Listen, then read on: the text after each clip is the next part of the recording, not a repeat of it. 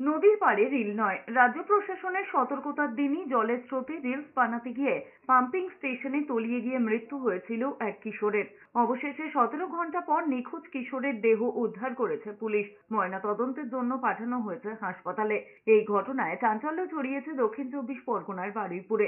Police সূত্রে খবর, মৃত বছর 17-র মোহাম্মদ শামীম। জানা গিয়েছে, রিল বানাতে কয়েকজন বন্ধুর সঙ্গে বারুইপুরের মল্লিকপুর এলাকা থেকে গিয়েছিল মোহাম্মদ শামীম। কিছু বুঝে ওঠার আগেই জলের স্রোতে সে ভেসে যায়। বাকি বন্ধুরা তাকে আটকানোর চেষ্টা করলেও শেষ রক্ষা করতে পারেনি।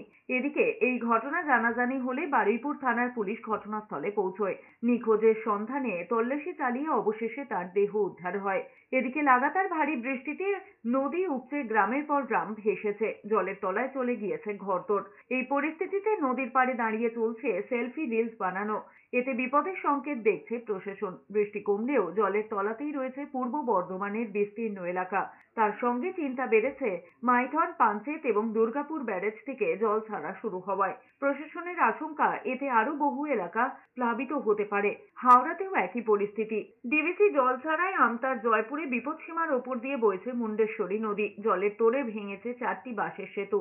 নদী তীরবর্তী এবং চর এলাকা থেকে সরিয়ে দেওয়া হচ্ছে বাসিন্দাদের। আপাতত ফেরিঘাট বন্ধ না করা হলেও ফেরি চলাচলে নিয়ন্ত্রণ আরোপ করা হচ্ছে।